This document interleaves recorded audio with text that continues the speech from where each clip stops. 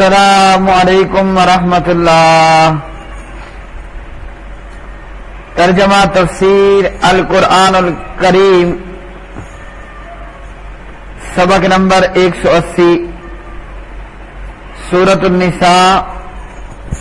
پارہ نمبر 5، آیت 135 تا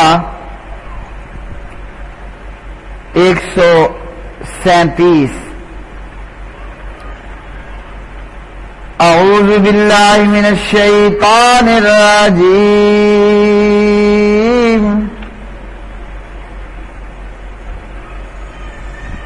یا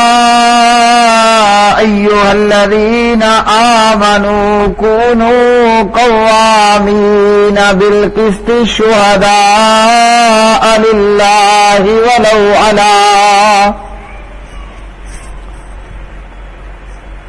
ولو علی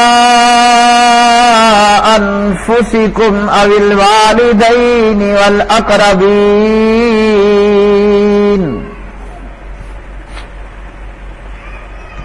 ان یکن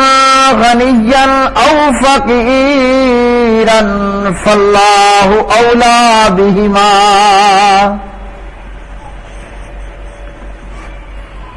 فلا تتبعوا الهوى أن تعدلوا وإن تلووا أو تعرضوا فإن الله كان بما تعملون خبيرا۔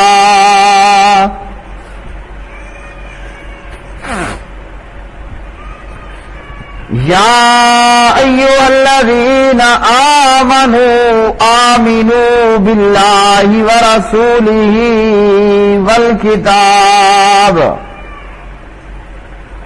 والکتاب الذی نزل علی رسولہ والکتاب الذی انزل من قبل ومن يكفر بالله وملائكته وكتبه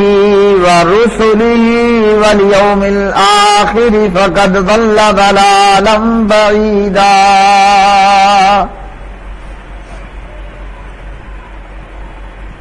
إن الذين آمنوا ثم كفروا ثم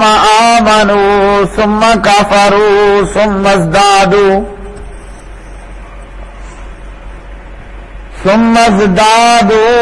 كفرا لم يكن الله ليغفر لهم ولا ليهديهم سبيلا۔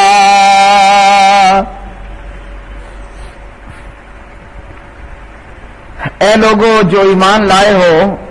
انصاف پر پوری طرح قائم رہنے والے، اللہ تعالی کے لیے شہادت دینے والے بن جاؤ، چاہے تمہاری ذاتوں یا والدین اور زیادہ قرابت والوں کے خلاف ہو۔ اگر کوئی غنی ہے یا فقیر تو اللہ تعالیٰ ان دونوں پر زیادہ حق رکھنے والا ہے، پس اس میں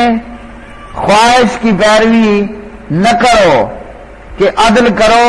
اور اگر تم زبان کو پیچ دو یا پہلو بچاؤ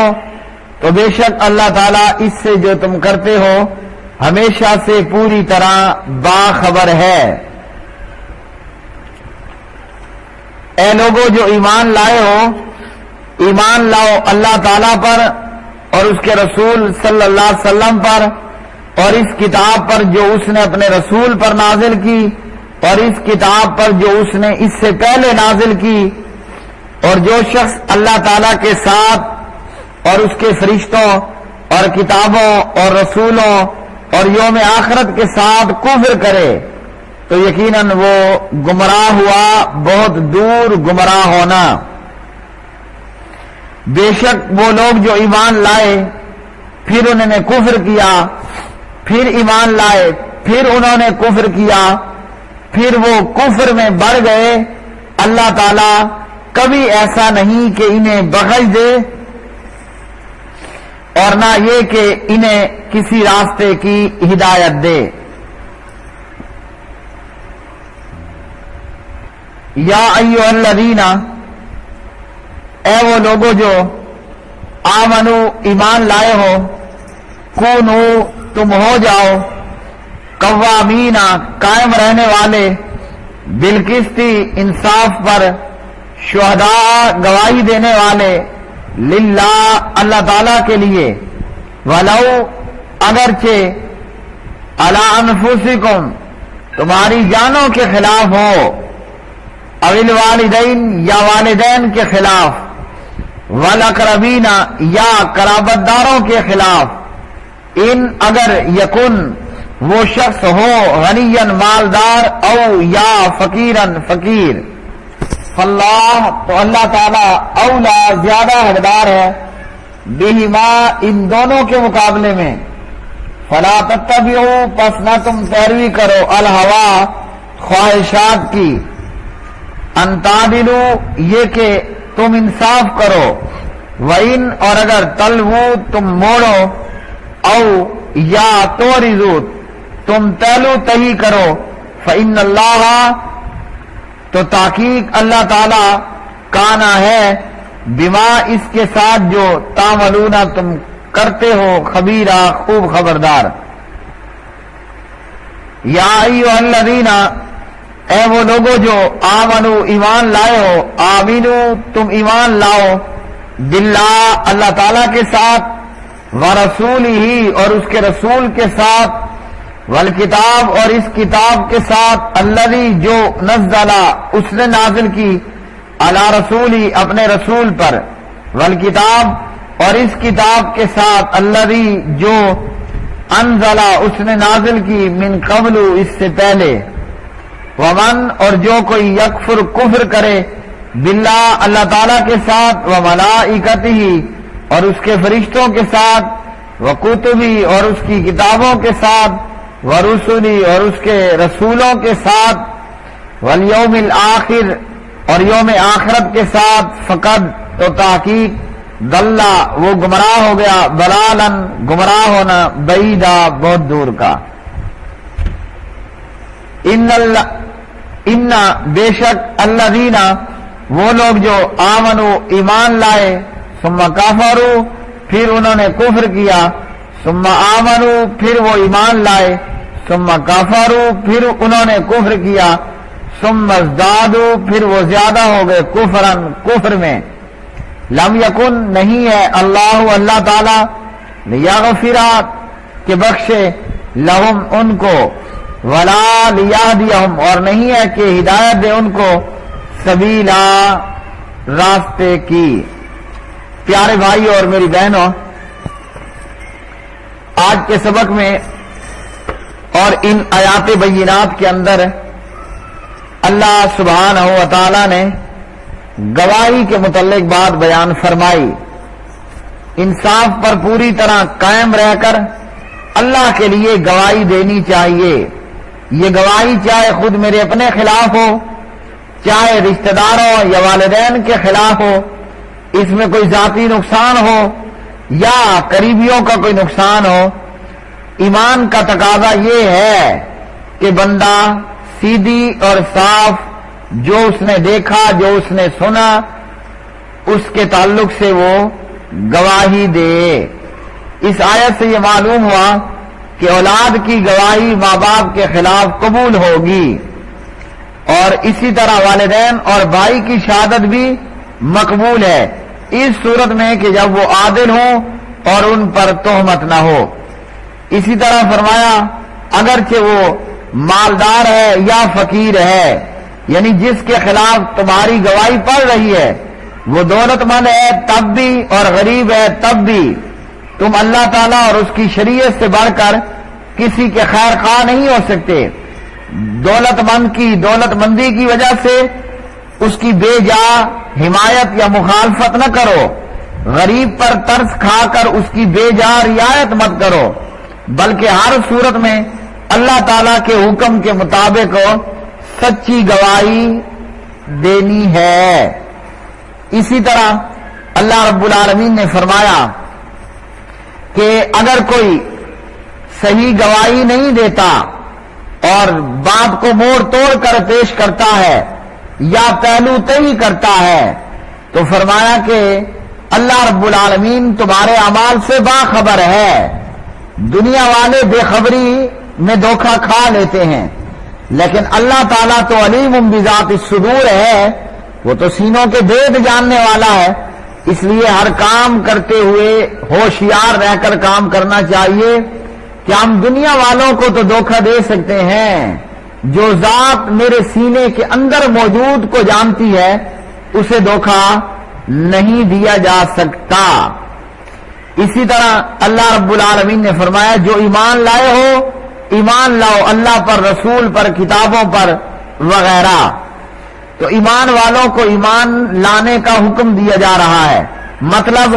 ایمان پر ثابت قدم رہو، اپنے ایمان میں جو ہے وہ اخلاص پیدا کرو۔ اور بعد نے کہا کہ اس کے مخاطب اہل کتاب کے مومن ہیں، یعنی کہ اب رسول صلی اللہ علیہ وسلم پر اور قرآن پاک پر ایمان لے آئیں۔ بعد نے کہا کہ یہ خطاب منافقوں سے ہے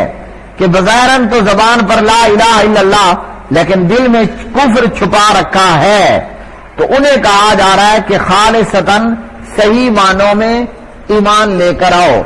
تو جو بھی ہوں یہ ہر ایک کے لیے ہے، مومنوں کے لیے بھی ہے، اہل کتاب کے لیے بھی ہے اور منافقوں کے لیے بھی ہے۔ صحیح ایمان، مکمل ایمان اور صحیح ایمان ہوگا، ایمان میں اخلاص ہوگا تو بات بنے گی، ورنہ زبان پر لا الہ الا اللہ اور دل میں منافقت ہوئی تو پھر ان المنافقین فی الدرک الاسفل من النار، ایسوں کے لیے جہنم کا سب سے نچلا ترین گڑھا ہوگا۔ اسی طرح کتابوں پر ایمان کی بات کی کہ یہ عقیدہ رکھا جائے کہ قرآن پاک کی طرح وہ بھی اللہ تعالی کی طرف سے نازل ہوئی تھی، ہاں عمل وہ صرف قرآن پاک پر کرنا ہے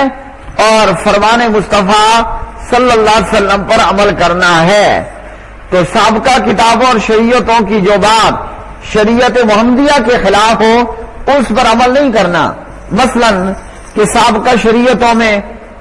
کیا ہوتا تھا کہ غیر اللہ کے لیے پروٹوکول تعظیم کا سجدہ ہوتا تھا، مگر محمد بن عبداللہ صلی اللہ علیہ وسلم کی شریعت میں ہر قسم کا سجدہ اللہ کے غیر کے لیے حرام ہے۔ تو سابقہ کتابوں پر ایمان تو رکھنا ہے کہ وہ من جانب اللہ ہے، لیکن عمل اللہ کے قرآن پر کرنا ہے۔ اور اگر کوئی ان میں سے کسی چیز کا انکار کرے گا تو اس نے تمام چیزوں کا انکار کیا، نہ سابقہ پیغمبروں کا انکار، نہ سابقہ کتابوں صحیفوں کا انکار، کسی کا بھی انکار نہیں کرنا کہ وہ نبی بھی تھے، رسول بھی تھے، اور تورات، انجیل، زبور اور صحائف من جانب اللہ بھی تھے، قرآن پاک کی طرح اللہ تعالی کی طرف سے نازل ہوئی تھیں۔ پھر فرمایا جو لوگ ایمان لائے اور کفر کیا، پھر ایمان، پھر کفر میں بڑھ گئے تو اب ان کی بخشش کوئی نہیں۔ ان لوگوں سے مراد منافق ہیں جو مسلمان تو ہو گئے مگر جب فائدہ دیکھا تو ایمان کی طرف بڑھ آتے اور جب تکلیف کو دیکھتے تو کفر کی طرف لوٹ آتے۔ اوس اور خزرج کے لوگ اور مدینے کے یہود وغیرہ، اور اسی طرح کا حال کہ وَمِنَ النَّاسِ مَن يَعْبُدُ اللَّهَ عَلَىٰ حَرْفٍ، لوگوں میں سے کوئی وہ ہے جو اللہ کی عبادت کنارے پہ کرتا ہے، فائدہ دیکھتا ہے تو رک جاتا ہے، اور کوئی مصیبت اور نقصان دیکھتا ہے تو پیچھے کو بیک کر لیتا ہے، دوڑ جاتا ہے، بھاگ جاتا ہے۔ ایسے لوگوں کی کوئی بخشش نہیں۔ وآخر دعوانا ان الحمد للہ رب العالمین۔